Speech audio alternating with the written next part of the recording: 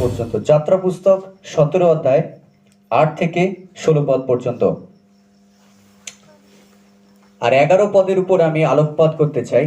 আরেকবার যাদের কাছে বাইবেল আছে দেখুন 11 পদ, এবং যাদের কাছে নেই শুনবেন। আর এইরূপ হইল, মসি যখন আপন হস্ত তুলিয়া ধরেন তখন ইসরায়েল জয়ী হয়, কিন্তু মসি আপন হস্ত নামাইলে অমালেক জয়ী হয়। মসি যখন নিজের হাত তুলে ধরেন তখন ইসরায়েল জয়ী হয়, কিন্তু মসি যখন নিজের হাত নামিয়ে নেন তখন অমালেকরা জয়ী হয়। আমরা অনেকে এই ঘটনার সঙ্গে পরিচিত। যাত্রা পুস্তক 17, যেখানে অমালেকের সঙ্গে ইসরায়েল জাতির যুদ্ধ হয়েছিল মরু প্রান্তরে। আর সেই যুদ্ধের সময় সেখানে আমরা মসিকে দেখতে পাই, যহোশুয়াকে দেখতে পাই।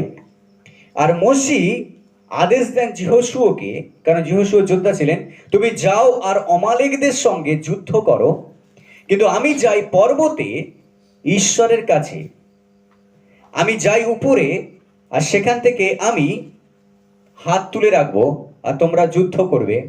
আর মসি চলে যায় পর্বতে, আর সেখানে গিয়ে হাত তোলে। যখনই মসি হাত তোলে তখন ইসরায়েলরা যুদ্ধে জয়ী হয় যুদ্ধক্ষেত্রে। আর যখন মসির হাত নিচে নামিয়ে নেয় তখন দেখে ইসরায়েলরা হেরে যায় আর অমালেকরা জিতে যায়। কিন্তু মসি নিজের হাত তুলেছিল, আর এখানে বলছে যে মসির হাত ভারী হতে লাগলো, কারণ একজন মানুষ কতক্ষণ হাত তুলে রাখতে পারে। আর মসি যখন হাত নামিয়ে নিচ্ছে তখন ইসরায়েলরা হারছে। তাই হারুন আর হুর তারা পাথর নিয়ে এসে মসির কাছে দিল যাতে মসি বসে, এবং দুজনে দুপারে মসির হাত ধরে তুলে রাখলো, আর ইসরায়েলরা জয়ী হতে লাগলো। আর সেই জায়গায় যখন ইসরায়েলরা জয়লাভ করে, সেই জায়গায় ঈশ্বর যে জয় দিয়েছেন সেই শরণার্থে মসি একটা বেদি নির্মাণ করে, আর সেই জায়গার নাম রাখে জিহোবা নিশি, সদাপ্রভু আমার পতাকা। আজকে ঈশ্বরের বাক্য আমাদেরকে বিশেষ কিছু শেখাতে চায়। আমরা এখানে দেখতে পাই একটা যুদ্ধের ঘটনা। আর সেই যুদ্ধ কাদের সঙ্গে? সেই যুদ্ধ হচ্ছে ইসরায়েল জাতির সঙ্গে অমালেকদের। আর এই যুদ্ধে আমরা দেখি যে মসির একটা গুরুত্বপূর্ণ ভূমিকা ছিল। মসি একটা গুরুত্বপূর্ণ ভূমিকা পালন করছে এই যুদ্ধে, তার হাতকে উপরে তুলে রেখে। ইনফ্যাক্ট এই যুদ্ধে মসির হাত তুলে রাখার উপরে নির্ভর করছে ইসরায়েল জাতিরা জিতবে না হারবে। মসি যখনই উপরে হাত তোলে ইসরায়েলরা জিতে, কিন্তু মসি যখন হাত নামিয়ে নেন ইসরায়েলটা তখন হারে, অমালেকরা তখন জয়ী হয়। আজকে আমি বলতে চাই যে খ্রিস্টীয় জীবন হচ্ছে একটা যুদ্ধের জীবন। আর এই যুদ্ধ রক্ত মাংসের বিরুদ্ধে নয়, এই যুদ্ধ মানুষের বিরুদ্ধে নয়, কিন্তু এই যুদ্ধ হচ্ছে আত্মিক যুদ্ধ। ঈশ্বরের সন্তানরা সবসময় আত্মিক যুদ্ধের মধ্যে রয়েছে। যেমন ইসরায়েল জাতিরা শারীরিকভাবে একটা জাতির সঙ্গে আরেকটা জাতির মধ্যে যুদ্ধের সঙ্গে ছিল। যখন ইসরায়েলরা মরুভূমির মধ্য দিয়ে যাচ্ছিলেন, অনেক জাতি তাদেরকে আক্রমণ করেছিল, আর অমালেক তাদের মধ্যে একটা। আর যখন বিভিন্ন জাতি আক্রমণ করেছে তখন একটা স্ট্র্যাটেজি ঈশ্বর তাদেরকে দিয়েছেন, একটা সিস্টেম বা একটা পদ্ধতি ঈশ্বর তাদেরকে দিয়েছেন, যার দ্বারা তারা জিততে পারে। আর এখানে যে পদ্ধতির কথা ঈশ্বর মসিকে দিয়েছেন আর মসি যহোশুয়াকে দিচ্ছেন, সেটা হলো মসি গিয়ে যেন পর্বতে হাত তোলে আর ইসরায়েলরা জিততে থাকে। আজকে আমি বলতে চাই আমাদের জীবনে সবসময় আমরা একটা যুদ্ধর মধ্যে রয়েছি।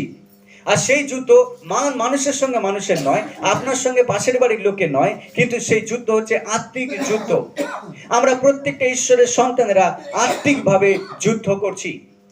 আমরা আত্মাতে যুদ্ধরত, আমরা আত্মিকভাবে সবসময় যুদ্ধের মধ্যে আমরা সবসময় রয়েছি, নিজেকে রেখেছি। আর সেই যুদ্ধে হয় আপনি জিতছেন, নাহলে আপনি হারছেন, কারণ সেই যুদ্ধে কেউ থেমে নেই। কনস্ট্যান্টলি আপনার বিরুদ্ধে, ঈশ্বরের সন্তানদের বিরুদ্ধে প্রতিনিয়ত একটা আঘাত আসছে। ঈশ্বরের সন্তানদের বিরুদ্ধে প্রতিনিয়ত একটা আক্রমণ, ঈশ্বরের সন্তানদের বিরুদ্ধে প্রতিনিয়ত একটা ফোর্স একটা কাজ করছে। আর সেই ফোর্স মানুষের থেকে নয়, সেই ফোর্স শয়তানের ফোর্স। আর সেই ফোর্স হচ্ছে অন্ধকারের ফোর্স, সেই শক্তি হচ্ছে অন্ধকারের শক্তি, আর সেই শক্তি হচ্ছে শয়তানের শক্তি, যেটা ঈশ্বরের সন্তানদেরকে পরাজিত করার চেষ্টা করছে।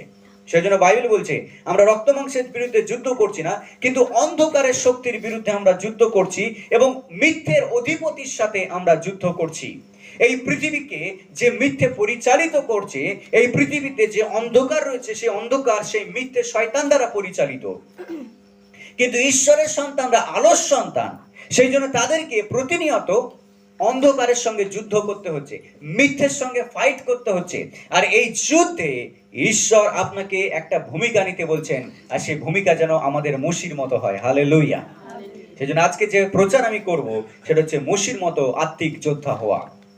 আজকের ঈশ্বর বলছেন তুমি মসির মতো আত্মিক যোদ্ধা হও। আজকের আমাদেরকে মসির মতো আত্মিক যোদ্ধা হতে হবে, আর সেই যুদ্ধে আমাদেরকে মসির মতো একটা ভূমিকা পালন করতে হবে। মসির মতো আমাদেরকে একটা স্টেপ নিতে হবে, একটা পদক্ষেপ নিতে হবে, আর তবেই আমরা আত্মিকভাবে জয়লাভ করতে পারবো। মসি এখানে আত্মিক যুদ্ধে একটা নেতৃত্ব প্রদানকারী ব্যক্তি, তিনি নেতা।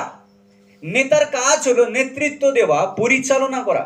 মসি এখানে একজন নেতৃত্ব দানকারী প্রতিরূপ। মসি এখানে অনবরত একটা যুদ্ধের মধ্যে তিনি রয়েছেন, আর তিনি যুদ্ধে সক্রিয়। আর এই যুদ্ধের হার জিত অ্যাকচুয়ালি মসির উপরে নির্ভর করছে। এই যুদ্ধে ইসরায়েল জাতিরা জিতবে কিনা এটা নির্ভর করছে মসির উপরে। যদিও আলটিমেটলি ঈশ্বর যিনি বিজয় দেন, এটা যদিও ঈশ্বর যিনি ইসরায়েল জাতিকে কনান মিশর দেশ থেকে বের করে মরুভূমিতে পরিচালিত করে কনান দেশে নিয়ে গেছেন, যদিও এটা ঈশ্বর, ইনি ঈশ্বরই তাদেরকে খাইয়েছেন, ঈশ্বরই তাদেরকে জিত দিয়েছেন, তথাপি মসির একটা গুরুত্বপূর্ণ ভূমিকা ছিল। যদি মসি সেই ভূমিকা পালন না করতেন, ইসরায়েল জাতি কখনো কিন্তু প্রবেশ করতে পারতো না। যদি মসি সেই ভূমিকা পালন না করতেন, ইসরায়েল কিন্তু কখনো অমালেকের সামনে দাঁড়াতে পারতো না। কিন্তু অমালেকের সামনে ইসরায়েল জয়ী হয়েছে, অমালেককে হারিয়েছে, ইসরায়েল বিজয়ী হয়েছে। আজকের আপনি আমিও বিজয় লাভ করতে পারি, আজকের আমিও আপনিও জয়ী হব, যদি আমরা মসির মতো গুরুত্বপূর্ণ ভূমিকা পালন করতে থাকি। হালেলুয়া। যদি মসির মতো আপনি আমি সক্রিয় হই, যদি মসির মতো আমি আপনি নেতৃত্ব দিই, যদি মসির মতো আপনি আমি যদি একটা বিশ্বাসের পদক্ষেপ নিই, তাহলে জিত আমাদের, হার শয়তানের। হালেলুয়া। ঈশ্বর আজকের এই ধরনের লোকদেরকে খুঁজছেন যারা মসির মতো ভূমিকা পালন করবে। ঈশ্বর সেই ধরনের লোকদেরকে খুঁজছেন যারা হবে প্রার্থনাশীল। ঈশ্বর সেই ধরনের লোকদেরকে খুঁজছেন যারা নেতৃত্ব দেবে। ঈশ্বর তাদেরকে খুঁজছেন যারা হাত তুলে রাখবে তাদের জীবনে। ঈশ্বর তাদেরকে খুঁজছেন যারা অনবরত হাঁটুর উপরে আসবে তার নামের জন্য। ঈশ্বর তাদেরকে খুঁজছেন যারা আত্মিকভাবে যুদ্ধ করবে। হালেলুয়া। আজকের আপনি কোন জায়গায় দাঁড়িয়ে আছেন? ঈশ্বরের লোকরা সবসময় কিন্তু একটা যুদ্ধ করছে, আমি বলেছি। আর ঈশ্বরের রাজ্যে আপনি জানেন না হয়তো যে ঈশ্বরের রাজ্য বিভিন্ন রকম ভাবে আক্রান্ত হচ্ছে। আজকে বর্তমান সমাজে ঈশ্বরের রাজ্যকে আঘাত করা হচ্ছে। ঈশ্বর মসির মতো আজকে লোকদেরকে খুঁজছেন যারা সেই রাজ্যের জন্য কাজ করবে, যারা ঈশ্বরের রাজ্যকে প্রোটেক্ট করবে, যারা ঈশ্বরের রাজ্যকে বৃদ্ধি প্রদান করবে, যারা ঈশ্বরের রাজ্যে গুরুত্বপূর্ণ ভূমিকা পালন করবে। হ্যাঁ, ঈশ্বর যিনি আলটিমেটলি সমস্ত কিছু নিয়ন্ত্রণ করছে, কিন্তু ঈশ্বরের সন্তানদের ভূমিকা অনেক গুরুত্বপূর্ণ ঈশ্বরের রাজ্যের জন্য, মণ্ডলীর জন্য, পরিবারের জন্য। সেই জন্য মতিলিখিত সুসমাচার, যাদের কাছে নোটস আছে আপনারা নোটস করতে পারেন, লিখতে পারেন। মতিলিখিত সুসমাচার অথবা খুলে দেখতে পারেন 11 অধ্যায় 12 পদ, মতির 11-12তে সেই জন্য লেখা রয়েছে, আর যোহন বাপ্তাইজকের কাল হইতে এখনো পর্যন্ত স্বর্গরাজ্য বলে আক্রান্ত হইতেছে এবং আক্রমীরা সকলে তাহা অধিকার করিতেছে। শুনবেন মার করে, যোহন বাপ্তাইজকের কাল থেকে এখনো পর্যন্ত স্বর্গরাজ্য সবলে বলে আক্রান্ত হচ্ছে, মানে অ্যাটাক করা হচ্ছে ঈশ্বরের রাজ্যকে, এবং আক্রমীরা, যাদেরকে আক্রমণ করা হচ্ছে, সকলে তাহা অধিকার করছে। ইনফ্যাক্ট ঈশ্বরের রাজ্যের সন্তানদেরকে যখন আক্রমণ করা হয় এবং ঈশ্বরের সন্তানরা যখন স্ট্যান্ড নেয়, যখন দাঁড়ায় বিশ্বাসে, তখন ঈশ্বরের সন্তানরাই বিজয়ী হবে। হালেলুয়া। ঈশ্বরের সন্তানরা জিততে থাকবে, শয়তান পরাজিত হবে, যে ফোর্স তাদের বিরুদ্ধে আসছে সেই ফোর্স থেমে যাবে, দুর্বল হয়ে যাবে, আর ঈশ্বরের সন্তানরা বিশ্বাসের কারণে তারাই বিজয়ী হবে। ঈশ্বরের রাজ্যের আক্রমণ আজকে নতুন নয়। ঈশ্বরের রাজ্যের উপরে আক্রমণ সেই প্রথম থেকে চলছে। এমনকি প্রভু যিশু যখন প্রচার করতেন তখন যিশুকেও বিভিন্ন রকম ভাবে আক্রমণ করা হয়েছিল। তাকে মানসিকভাবে আক্রমণ করা হয়েছে, শারীরিকভাবে আক্রমণ করা হয়েছে এবং আলটিমেটলি তাকে ক্রুশের উপর ঝুলিয়ে দেওয়া হয়। এবং তার মৃত্যুর পরে যখন শিষ্যরাও যখন প্রচার শুরু করে, তাদেরকেও অত্যাচার করা হয়, জায়গায় জায়গায় তাদের উপরে বিভিন্ন রকম আক্রমণ হানা হয়। ইনফ্যাক্ট ঈশ্বর প্রভু যিশুর 12 জন শিষ্যের মধ্যে 11 জনকে কিন্তু হত্যা করা হয়, শুধুমাত্র যোহন ছাড়া। আর তারপরে সম্রাট নিরোধ থেকে শুরু করে ঈশ্বরের রাজ্য বিভিন্ন রকম ভাবে আক্রান্ত হচ্ছে। আজকের আমরা সেই ঈশ্বরের রাজ্যের সন্তান, আজকের আমরা সেই মণ্ডলীর সন্তান। মণ্ডলী হচ্ছে ঈশ্বরের রাজ্য। আজকের সেই মণ্ডলী, আজকের আমরা সেই মণ্ডলীর মধ্যে আমরা রয়েছি। আর আমাদের উপরে যখন অত্যাচার করা হয়, কিন্তু আমরা যখন স্ট্যান্ড নিই, তখন ঈশ্বরের রাজ্যে আমরাই অধিকারী হই। হালেলুয়া। প্রভু সেই জন্য পিতরকে বলেন, মতি 16:18 আপনি যদি পড়েন, সেখানে দেখবেন বলছে, তুমি পিতর, আর এই পাথরের উপরে আমি আপন মণ্ডলী গাঁথিব, আর পাতালের পুরোদ্বার সকল তার বিপক্ষে প্রবল হবে না। প্রভু যিশু বলছেন, পিতর, আমি তোমার উপরে আমার মণ্ডলী গাঁথবো, আর পাতালের পুরোদ্বার মানে কি? গেট অফ হেল, নরকের দরজা, তার বিরুদ্ধে কখনো সবল হতে পারবে না। আমি তোমার উপরে যে মণ্ডলী গাঁথবো, সেটা নরকের দরজাকে বন্ধ করবে। নরকের দরজা কখনো সক্রিয় হবে না, নরকের দরজাকে ভাঙবে, কিন্তু নরকের দরজা কখনো গ্রাস করতে পারবে না। নরকের দরজা বন্ধ হবে। প্রভু যিশু পিতরকে বলছেন, যখন মণ্ডলী স্থাপিত হবে, নরকের দরজা বন্ধ হবে। কারণ মণ্ডলী আত্মাকে উদ্ধারের দিকে নিয়ে আসবে, মণ্ডলী সুসমাচারকে প্রচার করবে, মণ্ডলীর মধ্যে ঈশ্বরের গৌরব হবে, আর নরকের দরজা কি হবে না? প্রবল হবে না। সুতরাং আমরা দেখতে পাচ্ছি যে শুরু থেকেই কিন্তু ঈশ্বরের রাজ্য কি হয়েছে? আক্রান্ত হয়েছে, মণ্ডলী আক্রান্ত হয়েছে। মার্কে লিখিত সুসমাচার 16 সেখানে প্রভু যিশু বলছেন, যারা বিশ্বাস করবে এই চিহ্নগুলো তাদের অনুবর্তী হবে। দেখুন কি বলছে, তারা আমার নামে ভূত ছাড়াবে। যিশু বলছেন, তারা আমার নামে ভূত ছাড়াবে শেষকালে, তারা নতুন নতুন ভাষায় কথা বলবে, সাপ তুলবে, প্রাণনাশক কিছু পান করলেও তাদের হানি হবে না, তারা পয়জন খেয়ে নিলেও তাদের কোনো হানি হবে না। আর তারপরে 16, 17 এবং 28 শেষে লেখা রয়েছে, অসুস্থদের উপরে তারা হাত রাখবে আর তারা সুস্থ হবে। আমি বলতে চাই, ঈশ্বরের সন্তানরা যখন স্টেপ নেয়, ঈশ্বরের সন্তানরা যখন দাঁড়ায়, তখন সেখানে আশ্চর্য আশ্চর্য কার্য হয়। আর বলছে শেষকালে এগুলো চিহ্ন হবে যে ঈশ্বরের রাজ্য বৃদ্ধি পাচ্ছে। এটা শেষকালে চিহ্ন হবে যে ঈশ্বরের সন্তানরা বৃদ্ধি পাচ্ছে। শেষকালের চিহ্ন এটাই যে পবিত্র আত্মা আমাদের মধ্যে প্রবলভাবে কাজ করছেন। যখন অসুস্থরা সুস্থ হবে, এমনকি যখন মৃতরা জীবন পাবে, যখন আশ্চর্য আশ্চর্য কার্য হবে, মানুষের জীবন খারাপ ছিল, ইমিডিয়েটলি তাদের জীবন পরিবর্তন হবে এবং অনেক অনেক বড় বড় পরাক্রম কার্য হবে। এটা প্রমাণ যে ঈশ্বরের রাজ্য বৃদ্ধি পাচ্ছে। হালেলুয়া। মসির অমালেকদের সাথে যুদ্ধের মতো আজকের আমাদেরকে সেই আত্মিক যুদ্ধে নিযুক্ত থাকতে হবে। আমি বলতে পারি না এই যুদ্ধ আমার নয়, আমরা বলতে পারি না আমি পারবো না, আমি বলতে পারি না আমার হাত ভারী হয়ে যাচ্ছে, আমরা বলতে পারি না যে আমি এসব কিছু বুঝতে পারি না, এটা কি আমার কাছে এটা কোনো বিষয় আমি জানি না এটা কিভাবে করতে হয়, আমরা বলতে পারি না। ঈশ্বরের আত্মা যখন আপনার ভেতরে আছেন, ঈশ্বরের শক্তি যখন আপনার ভিতরে আছে, তখন মানুষ যদি আপনাকে না শেখায়, তবুও ঈশ্বরের আত্মা আপনাকে শেখাবে কিভাবে ঈশ্বরের পথে চলতে হয়, কিভাবে শয়তানের সঙ্গে যুদ্ধ করতে হয়, কিভাবে আত্মিক যুদ্ধে দাঁড়াতে হয়। যখন আপনার পাশে কেউ নেই, তখনও ঈশ্বর আপনার পাশে থাকবেন। হালেলুয়া। এখানে মসির সঙ্গে আজকের বিশ্বাসীদেরকে তুলনা করা হচ্ছে। পুরাতন নিয়মে মসি হচ্ছে আজকের বর্তমান 21st সেঞ্চুরি বিশ্বাসীর একটা প্রতিমূর্তি।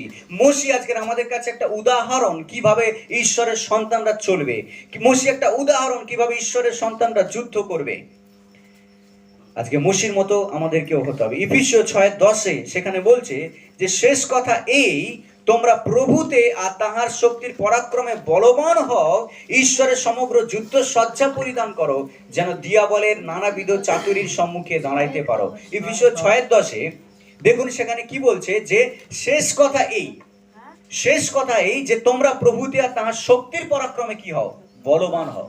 তোমরা প্রভুতে বলবান হও আর তার শক্তিতে তোমরা বলবান হও। আর ঈশ্বরের কি করো? যুদ্ধ সজ্জা তোমরা পরে নাও। যুদ্ধ সজ্জা কেন পড়বে? কেন খ্রিস্ট বিশ্বাসীদেরকে যুদ্ধ সজ্জা পরার কথা বলা হচ্ছে? কখন একজন ব্যক্তি যুদ্ধ সজ্জা পরে আর কোথায় পরে? সৈনিকরা। কখন একটা সৈনিক যুদ্ধ সজ্জা পরে? যখন সে কোথায় যায়? যুদ্ধে যায়। কখন একটা সৈনিক বন্দুক তুলে নেয়? যখন সে যুদ্ধে যায়। কখন একটা সৈনিক মাথায় হেলমেট পরে অথবা পায়ে জুতো পরে? যখন সে যুদ্ধে যায়। যখন একজন ব্যক্তি যুদ্ধে যাচ্ছে, যখন একজন সৈনিক যুদ্ধে যাচ্ছে, তাকে যুদ্ধ সজ্জা পরতে হয়। যদি সে যুদ্ধ সজ্জা না পরে, যদি প্রোটেকশন না নেয়, তাহলে ক্ষতি তার হতে পারে। হয়তো শত্রুপক্ষ তাকে আক্রমণ করতে পারে, সে নিজে আক্রমণ করবার আগে হয়তো নিজে আক্রান্ত হতে পারে, হয়তো তার পরাজয় হতে পারে। কিন্তু সেই জন্য বলছে যে তোমরা যুদ্ধসজ্জা পরিধান করো। আজকের ঈশ্বরের সন্তানদেরকেও যুদ্ধসজ্জা দেওয়া হয়েছে, আর সেই যুদ্ধসজ্জায় পিছুতে লেখা রয়েছে 6 অধ্যায় আমরা পড়তে পারি। ক্ষীর পরিত্রাণের শিরস্ত্রাণ পড়ো, বিশ্বাসের ঢাল এবং আত্মার খড়গ তোমরা নাও এবং যুদ্ধ করো। ঈশ্বরের সন্তানরা যেন যুদ্ধসজ্জা পরিধান করে এবং দিয়াবলকে যেন পরাজিত করতে পারে। আমাদের যুদ্ধ মানুষের বিরুদ্ধে নয়, আমাদের যুদ্ধ দিয়াবলের বিরুদ্ধে, তার শক্তির বিরুদ্ধে। এখানে বলছে যুদ্ধসজ্জা তোমাকে পড়তে হবে এই কারণে যেন দিয়াবলের বিভিন্ন চাতুরির সামনে তোমরা দাঁড়াতে পারো। চতুরকে? শয়তান।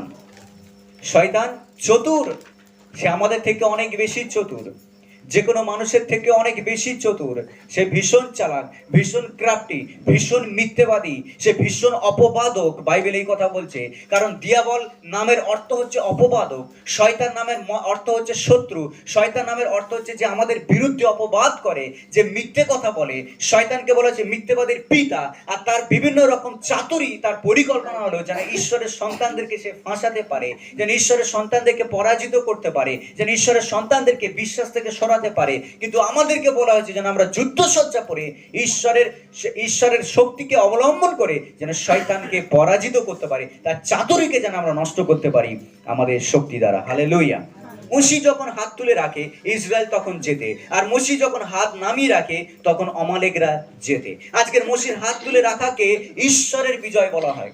আজকে মুশির হাত তুলে রাখাকে বলা হয় ঈশ্বরের বিজয়। মুশি যখন হাত তুলে তখন সেখানে বিজয় আসে। আজকে আমি বলছি ঈশ্বরের সন্তানদেরকে হাত তুলে রাখা প্রয়োজন।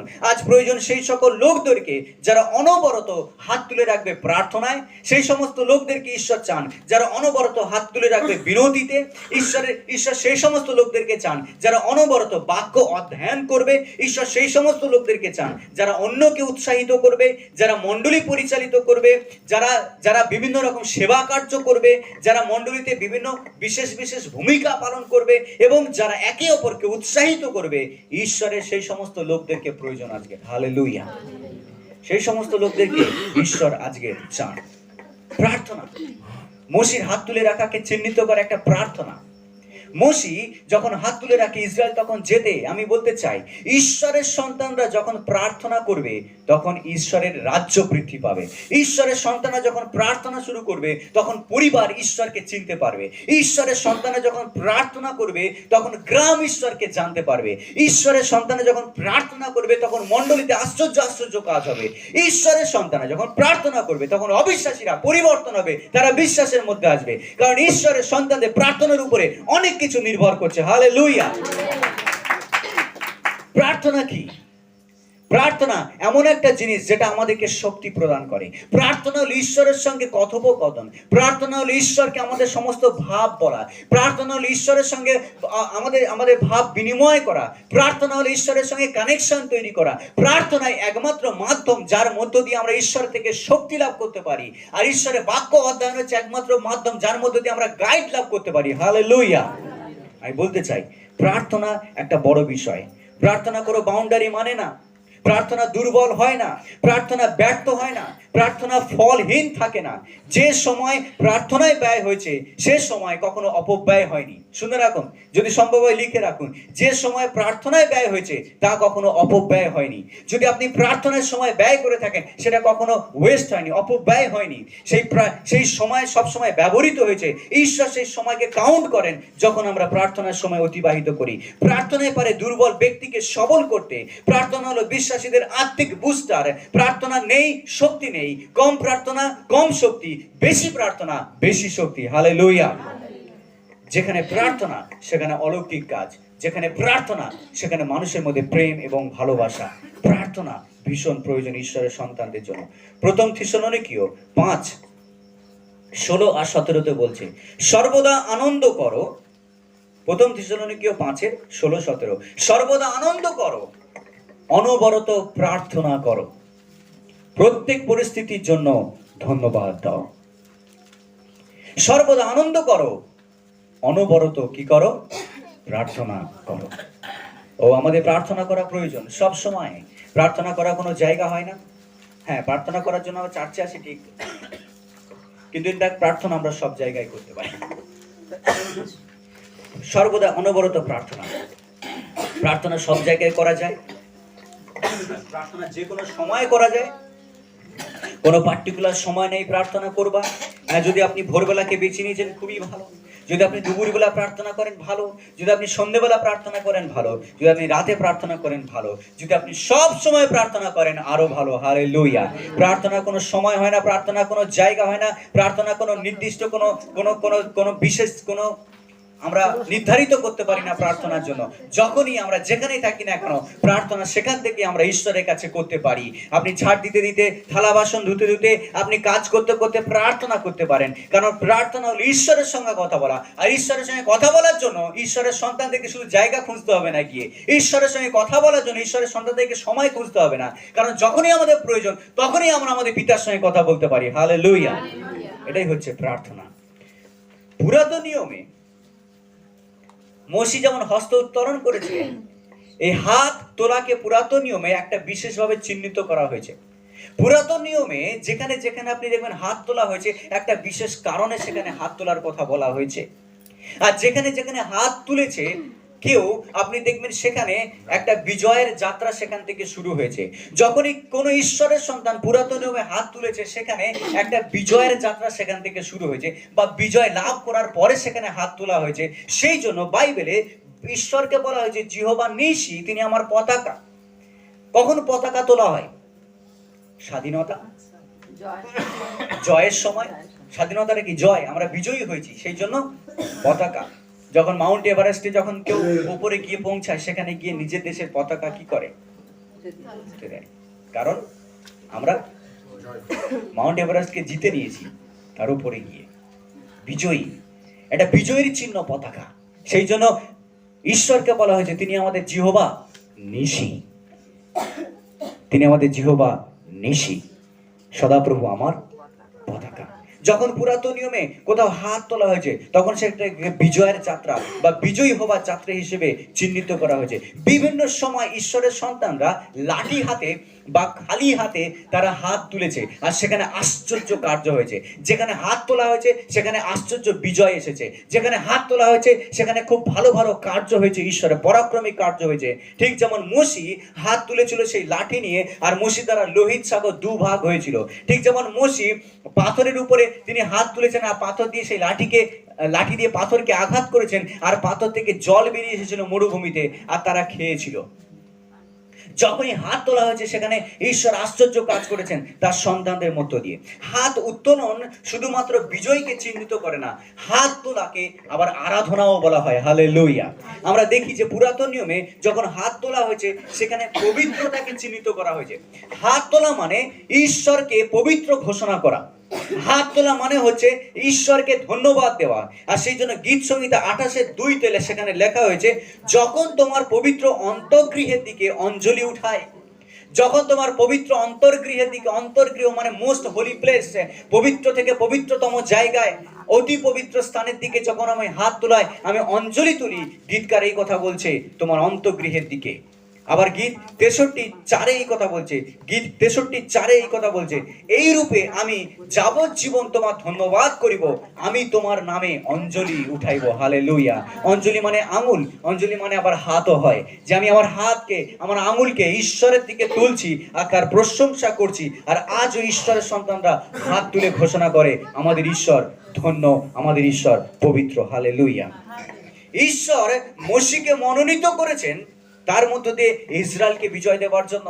হ্যাঁ, মোশে এমন একটা ব্যক্তি যে বলতে আমি কথা বলতে পারি না, কিন্তু ঈশ্বর তাকে বেছে নিয়েছেন যেন তার মধ্য দিয়ে ইসরায়েল জাতি বিজয় লাভ করে, অথবা যেন ইসরায়েল জাতির যে যুদ্ধ করছে সেই যুদ্ধ যেন মোশির দ্বারা পরিচালিত হয়। সেই জন্য ঈশ্বর মোশিকে মনোনীত করেন।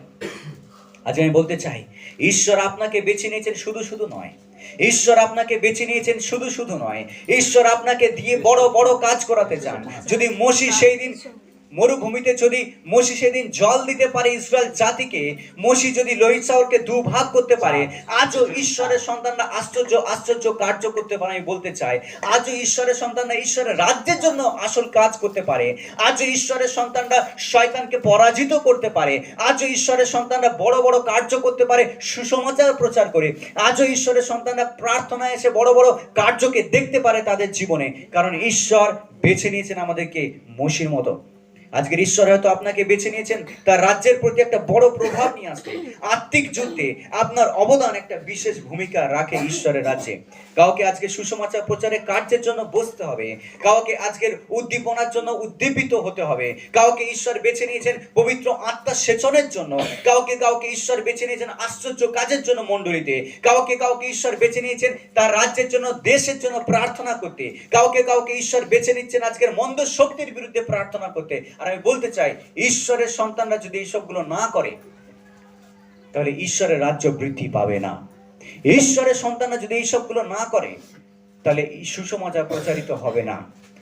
ও ঈশ্বর পারতেন এই জগৎকে ক্ষমা করে দিতে এমনি তার পুত্রকে না পাঠিয়ে, কিন্তু ঈশ্বরের ইচ্ছা সেটা ছিল না।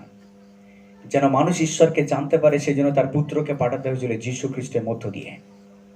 ঈশ্বর পারতেন হয়তো, আমি জানি না, কিন্তু ঈশ্বর তা করেননি, কারণ পৃথিবীতে কেউ পবিত্র নয়, একমাত্র পবিত্র প্রভু যীশু খ্রিস্ট। ঈশ্বর পবিত্র, সেই জন্য তিনি আমাদের পাপের দিক থেকে তার দৃষ্টিকে সরিয়ে নিতে পারেন না। পাপের বিচার তাকে করতেই হবে, আর সেই বিচার তার পুত্রের উপরে তিনি দিয়েছেন। তিনি পারতেন স্বর্গদূতদের দ্বারা সুসমাচার প্রচার করতে, কিন্তু তিনি করেননি। যে স্বর্গদূত উদ্ধারকর্তার জন্মদিন ঘোষণা করেছে, সেই স্বর্গদূত 5টা দেশে গিয়ে সুসমাচার প্রচার করতে পারত, কিন্তু তিনি স্বর্গদূতদের পাঠাননি। তিনি মানুষকে তুলেছেন পাঠানোর জন্য। তিনি পিতর, তিনি পৌলকে, তিনি জাকব, তিনি যোহনকে তুলেছেন। তিনি উইলিয়াম কেরিকে পাঠিয়েছেন সুসমাচার প্রচারের জন্য, মার্ক বান্টিনকে পাঠিয়েছেন, তিনি মাদার তেরেসাকে পাঠিয়েছেন সমাজ সেবার মধ্য দিয়ে খ্রিস্টকে প্রমাণ করার জন্য। তিনি পাঠিয়েছেন লোকদেরকে, তিনি লোকদেরকে ব্যবহার করেছেন, আর আজকে তিনি আপনাকে আমাকেও ব্যবহার করতে চান। ঈশ্বর আমাদেরকে ব্যবহার করতে চান। আজকের উদ্দীপনা আপনার মধ্য দিয়ে আসবে। আজকে আমি বলতে চাই, পবিত্র আত্মার বরদান আপনার মধ্য দিয়ে আসবে। আজকের আশ্চর্য কাজ আপনার মধ্য দিয়ে হবে। দেশের জন্য আপনি প্রার্থনা করবেন, আর দেশের পরিবর্তন আসবে। যারা মদ্য মাতাল তাদের জীবনে পরিবর্তন আসবে যখন আপনি ঈশ্বরের চরণে বসে বিরতি প্রার্থনা করবেন, লোকের জন্য নাম ধরে ধরে প্রার্থনা করবেন, সময় নিয়ে প্রার্থনা করবেন, চোখে জল ফেলে প্রার্থনা করবেন। ঈশ্বর সেখানে আশ্চর্য আশ্চর্য কাজ করবে, যা কোনো ওষুধে সম্ভব হবে না, যা কোনো পরামর্শে সম্ভব হয় না, যা কোনো কাউন্সেলিং এ হয় না। ঈশ্বরের শক্তি দিয়ে প্রার্থনায় তা সম্ভব হয়। হালেলুয়া। আর মোশি সেটা করে দেখিয়েছিল। আমেন। সেই জন্য যাকবের 5 অধ্যায় বলে, বিশ্বাসীর প্রার্থনা কার্য সাধনে মহা শক্তিযুক্ত। বিশ্বাসীদের প্রার্থনা কার্য সাধনে মহা শক্তিযুক্ত। যদি এলিয়র প্রার্থনায় আকাশ বন্ধ হয়ে যেতে পারে, 3.5 বছর বৃষ্টি না হতে পারে, আবার এলিয় প্রার্থনা 3.5 বছর পরে বৃষ্টি হয়েছে, তাহলে ঈশ্বরও পারেন আমাদের মধ্য দিয়ে আশ্চর্য কার্য করতে। হালেলুয়া। মোশি চেয়েছিল, এমনকি প্রাণপণ করেছিল যেন ইসরায়েল বিজয় লাভ করে। আমি বলতে চাই, মোশি শুধু বসেছিল না, কিন্তু মোশি প্রাণপণ করেছিল যেন ইসরায়েল জিততে পারে। মোশির হাত ভারী হয়ে যাচ্ছিল, কিন্তু তথাপি মোশি সেটাকে তুলে ধরার চেষ্টা করেছিল, আর হাত নেমে আসছে। যতবার সে তুলে ততবার হাত নেমে আসে। সারা দিন ধরে ইসরায়েল জাতি যুদ্ধ করছে, সারা দিন মোশিকে হাত উঁচু করে রাখতে হয়েছিল। মোশি হাত ভারী হয়ে গেছে, হাত নেমে আসছে নিচের দিকে, কিন্তু তখন দুজন ব্যক্তি তাকে সাহায্য করলেন। হারন আর হুর, তারা যখন এলো, মোশির হাতকে তারা তুলে ধরলো উপরের দিকে, আর বিজয় সেখানে আসতে শুরু করেছে। আজকের আত্মিক যুদ্ধে আপনি কোন জায়গায় দাঁড়িয়ে? মোশি সেই দিন পাহাড়ের উপরে দাঁড়িয়েছিল, আর মোশি হাত তুলেছিল উপরের দিকে, আর সে সময় গুনছিল, সে কাউন্ট করছিল ইসরায়েল জাতি জিতছে না হারছে। আর যতবার সে হাত তুলে ইসরায়েল জাতি জেতে, আর সে অনেক কষ্ট করে হাতকে তুলে ধরেছিল উপরের দিকে। সেদিন পর্বতের উপরে মোশি কিন্তু স্ট্রাগল করেছিল, মোশিও কিন্তু যুদ্ধ করেছিল পর্বতের উপরে। আজকের আপনি কোন জায়গায় দাঁড়িয়েছেন আপনার জীবনের আত্মিক যুদ্ধে? আজকের আপনি কি দেখতে চান? মোশি দেখতে চেয়েছিল ইসরায়েল জাতি যেন জেতে, মোশি দেখতে চেয়েছিল ইসরায়েল জাতি যেন ভিক্টরি পায়, যেন তাদের বিজয় লাভ হয়, ইসরায়েল জাতি যেন একটা নতুন দেশ লাভ করে, এই জাতিকে যেন তারা পরাজিত করতে পারে। আজকের আপনি কি চান? আজকের আপনার আত্মিক পরিস্থিতির উপরে কিন্তু নির্ভর করছে আপনার চারপাশের বাহ্যিক পরিস্থিতি। আজকের আপনার আর্থিক অবস্থার উপরে নির্ভর করছে আপনার পরিবার কোন জায়গায় দাঁড়িয়ে আছে। আজকের আপনার আর্থিক অবস্থার উপরে নির্ভর করছে আপনি মণ্ডলীতে কতটা সক্রিয়।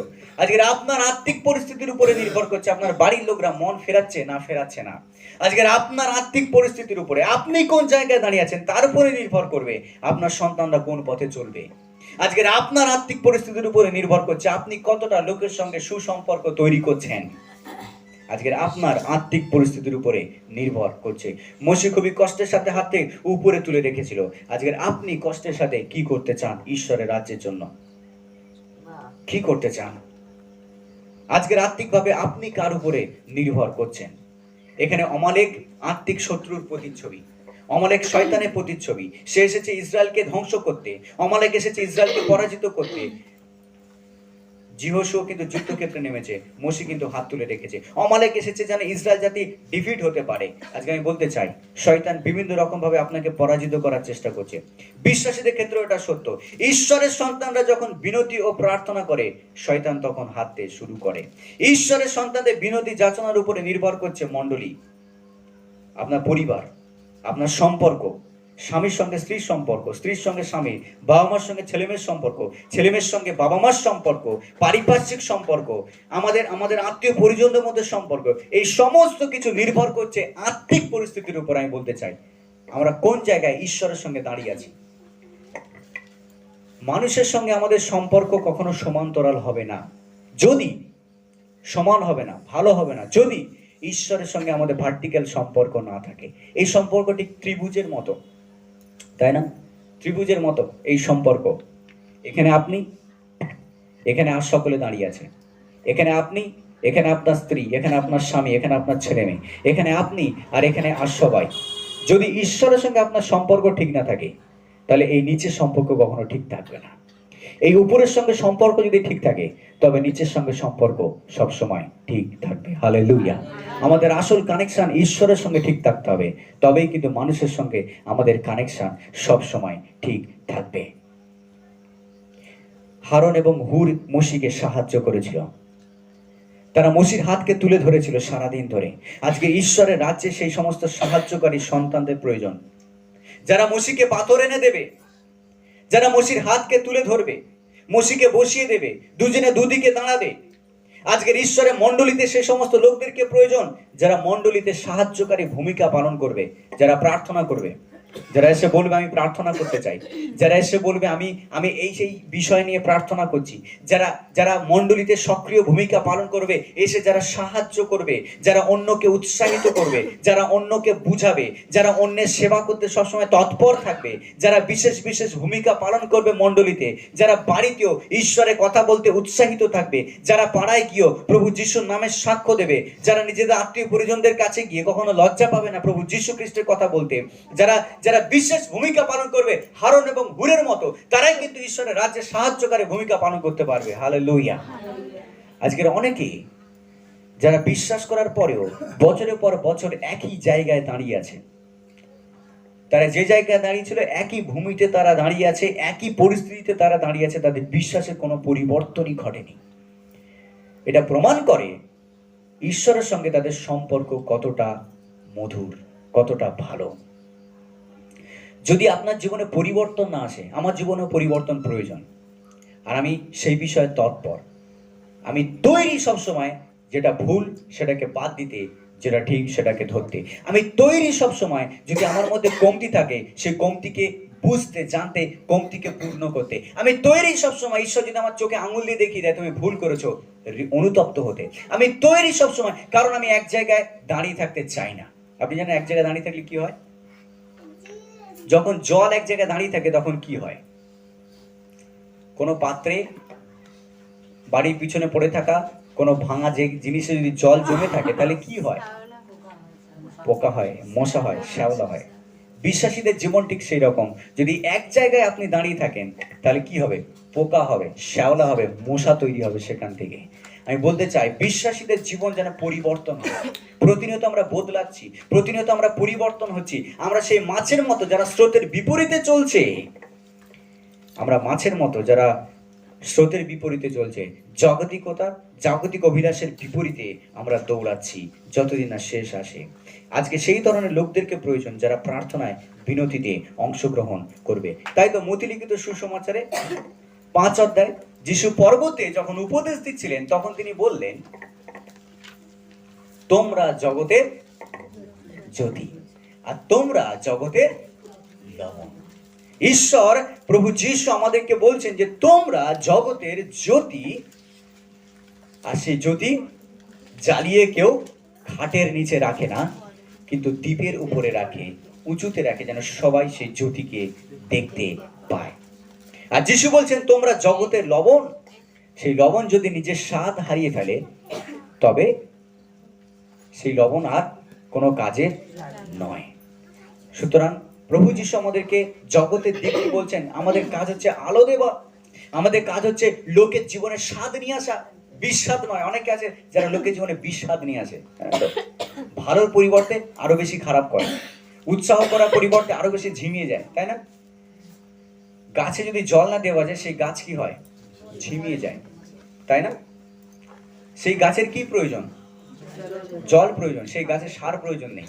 অতিরিক্ত সার দিলে যে সেই গাছ জেগে যাবে তা নয়, গাছকে জল দিতে হবে বাঁচবার জন্য। আমাদের জীবনেও যেন সেই ধরনের অ্যাটিটিউড, সেই ধরনের মনোভাব থাকে। যারা ঝিমিয়ে পড়েছে তাদেরকে উৎসাহিত করা, তাদেরকে একটু আলো দেওয়া, তাদেরকে একটু নুন দেওয়া, যেন তারা স্বাদ যুক্ত হয়। হালেলুয়া। মথির 5:16 শেষ, সেখানে কি বলছে? তোমাদের দীপ্তি মানুষের সাক্ষাতে উজ্জ্বল হোক, যেন তারা, মানে বাইরের লোকেরা, তোমাদের সৎক্রিয়া দেখে তোমাদের স্বর্গস্থ পিতার গৌরব করে। Hallelujah, hallelujah. আর তোমাদের সেই আলো মানুষের সাক্ষাতে যেন, মানুষের কাছে যেন দেখা যায়। আমরা এমন ব্যক্তি না হই যারা রাস্তা দিয়ে চলবে আর লোকে বলবে, দেখো একটা বাজে লোক যাচ্ছে, দেখো একটা বাজে মহিলা যাচ্ছে। আমাদের দীপ্তি এমন না হোক যখন আমরা রাস্তা দিয়ে যাই কারোর সাথে আমাদের মুখ থেকে খারাপ খারাপ ভাষা বেরোয় আর অন্য লোকে শোনে আর ভাবে এই ব্যক্তি তো চার্চে যায় কিন্তু মুখের ভাষা কেন পরিবর্তন হয়নি। আমরা যেন সেই ধরনের মানুষ না হই যারা যখন কারোর সঙ্গে কথা বলি, তর্ক বিতর্ক, যারা কারোর সঙ্গে কথা বলি রাগ, হিংসা, ক্রোধ নিয়ে, তাদেরকে যেন আমরা এমনভাবে ঠেসে না দিই যেন মনে হয় তারা ভুল এবং আমি সবকিছু যা বলি সমস্ত কিছু ঠিক। এমন ব্যক্তি আমরা যেন না হই। তাহলে আমরা কিন্তু জগতের দীপ্তি নই, আমরা অন্ধকার। কিন্তু ঈশ্বর আমাদেরকে জগতের দীপ্তি, আলো বলছেন, যেন আমরা সমস্ত সৎক্রিয়াতে তৎপর থাকি, যেন আমাদেরকে দেখে লোকরা কার গৌরব করে? ঈশ্বরের গৌরব করে। হালেলুয়া। সেই জন্য মসির মতো আসুন আমরা উত্তম যোদ্ধা, আত্মিক যোদ্ধায় পরিণত হয়, যারা সবসময় তৎপর থাকবে প্রার্থনায়, আরাধনায়, গান, বাইবেল স্টাডি, অন্যকে উৎসাহিত করা, আপন করে নেওয়া, যদি ভুল থাকে স্বীকার করে নেওয়া। যখন আমরা ভুল স্বীকার করি কারো কাছে, আমাদের মাথা নত হয় না। আমি বলতে চাই, ভুল স্বীকার করা মাথা নত করে না। যখন আপনি মাথা নত করুন, বাইবেল অনুসারে সবসময় চলবেন। জগতের কাছে ভুল স্বীকার করা মানে মাথা নত করা। আমি তার কাছে মাথা নত করছি, এটা কখনো হতে পারে না। আমি কেন অন্যের কাছে মাথা নত করবো? আমি ভুল স্বীকার করবো না। কিন্তু ঈশ্বরের পক্ষ ঠিক অপোজিট বলে, যখন ঈশ্বরের সন্তানরা ভুল স্বীকার করে, যখন মাথা নত করে, যখন নিজেকে নত করে, আমি জানা সত্ত্বেও এমন ভাব দেখানো আমি জানি না। যদি কেউ জিজ্ঞেস করে, হ্যাঁ, তখন তাদেরকে হেল্প করা, সাহায্য করা। যদি কেউ বলে তুমি কি জানো, হ্যাঁ আমি জানি, এটা আমি বলতে পারি, আমি কারেক্ট করতে পারি। ঈশ্বরের সন্তানরা সবসময় নিজেকে নত করতে জানে। যারা নিজেকে নত করবে, বাইবেল বলে ঈশ্বর তাদেরকে উন্নত করবেন। কিন্তু যারা নিজেকে উন্নত করে, সময় আসবে ঈশ্বর তাদেরকে সবার সামনে নত করবেন। হালেলুয়া। ঈশ্বর আমাদেরকে আশীর্বাদ করুক। আমেন।